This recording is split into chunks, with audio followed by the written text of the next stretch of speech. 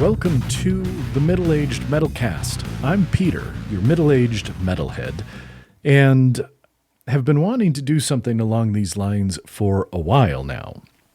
I finally decided, hey, 2023 seems a good year to start doing this.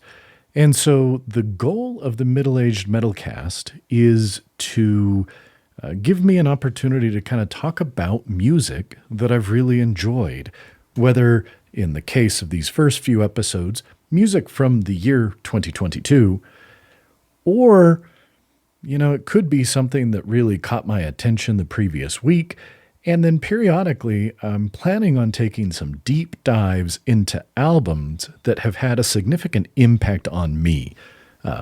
Perhaps the way I listen to music or some of my favorite albums, or really albums that just stand out and I think warrant a further look, a closer inspection, and maybe a little bit of a spotlight.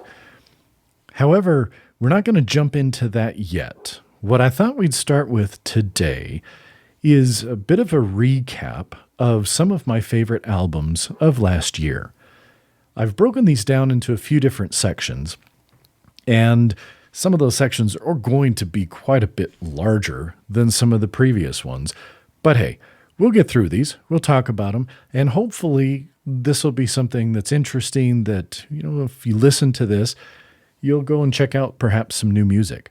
One thing I'm going to say right up front, I'm not going to do kind of a classic review of any of these albums.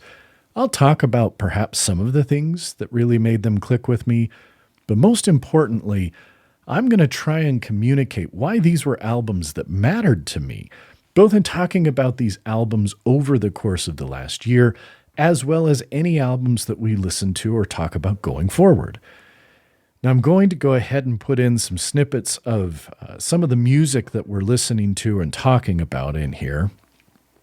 When this gets posted on YouTube, unfortunately, due to the draconian content management rules and bots and everything that YouTube has going on, despite the fact that this clearly is something that is fair use, we're not even going to risk it. So if you're listening to this on YouTube, I apologize, but YouTube is just such a pain in the ass when it comes to anything that could even theoretically be considered copyright, that it's just not worth it, and it's too big of a headache. But hey, if you head over to the middleagedmetalcast.com, you can go ahead and subscribe, and you'll be able to get these episodes without anything cut out of them because, YouTube. So to start off today, I thought we'd talk about 3 albums from 2022 that I'm going to lump into kind of the black metal category. Now, I'm the first to admit that black metal is not necessarily my favorite genre of metal, even though there are really a lot of black metal albums and bands that I really, really like. Still, this isn't what I would consider the most common type of music that I listen to. But this year there were 3 really, really strong entries. And while black metal is perhaps not my very favorite type of music, and really probably doesn't even rank into my top 5 if we're thinking about genres of metal that I like and that I listen to, I think there's some really interesting stuff that's happening in the realms of black metal. And I think the 3 albums that we have to talk about today are excellent examples of this. The first black metal album I'd like to talk about is the album Mirage by the band Gaerea. Gaerea is a band, I believe they're from Portugal, and their previous album, Limbo, blew me away. I'd started listening to them first with their 2 times previous release, Unsettling Whispers. I thought it was a great album, and it really kind of connected with me in a way that a fair bit of black metal doesn't. Again, more modern black metal seems to be taking some of the tropes and the trappings of black metal and turning them into something that's a little bit more interesting. And I thought that Gaerea really did a good job with this.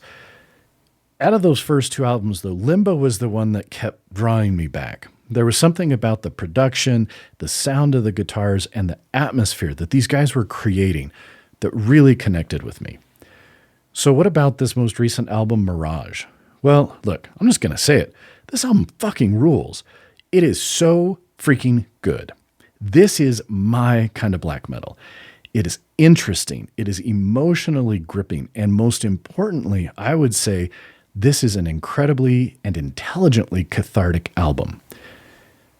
I really hate when music, you can tell that it's designed to manipulate you. The artist, the producer, the record company, whoever, they're trying to elicit some sort of response. And it feels fake. Now, does that mean I don't want some sort of emotional response when I'm listening to music? Of course not. I mean, absolutely. That's one of the things I come to metal for. But I want it to be the artists are feeling something strongly, and they're conveying that through the music, and that's how I'm getting it. They're not trying to manipulate me to feel something. They're writing what they feel, what they live, what they see. And through their music and the sincerity of that, it's communicating and connecting to me. So, that's what I love. And Gaerea doesn't manipulate. There is an intense sincerity to the music that absolutely comes through in this recording. The intensity conveys the emotion. It conveys that intent and doesn't overwhelm it. I was really excited when this album got released. And based on the fact that it's in my 25 favorite albums of last year, I think it lived up to expectations. The next black metal album that I want to discuss is the album Nocturnal Philosophy by Second to Sun. Second to Sun is a band from Russia that I've been a huge fan of for a number of years. In fact, I can kind of consider myself a Second to Sun hipster. I first got into them and started listening to them and purchased their music on Bandcamp when they had posted up music that you can't actually find on Bandcamp anymore. They've taken it down. There's been enough kind of progression and maturation of their sound that they've taken some of those first albums down. In 2015, they released the first chapter. I was already pretty well acquainted with them. And since that time, they have released fantastic black metal masterpiece after masterpiece. Second to Sun, again, knows how to write black metal that engages me. Like I say, not a huge fan of old school black metal. The production grates on my ears. I don't need what those bands were selling. But take those trappings, transport them to something greater, something different, and it is incredibly vibrant and an innovative area. Second to Sun embody that. The music is heavy. The vocals are shrieking and piercing in a way that it most definitely is going to make the listener uncomfortable. But through that intensity, again, similar to Gaerea, they communicate a whole lot. One of the things I really like about what Second to Sun does is they take a lot of, shall we say, kind of cues in terms of their songs from Russian folklore, Russian history, things that are a real ripe source of interesting and dark and heavy content. On Nocturnal Philosophy, they take their formula and they really crank it up to a much more epic and grand scale. For example, this album is 43 minutes long and it's only 5 songs. Most of their recent albums are about the same runtime and run closer to 9 to 10 songs. Multiple songs on this are just these huge, long, impressive songs that really take the listener on the journey. All of the elements of Second to Sun that I like are there, just bigger and perhaps even better on Nocturnal Philosophy. I guess I'll say that I can't say this is my favorite Second to Sun album, but I'm also not sure I can say it's not.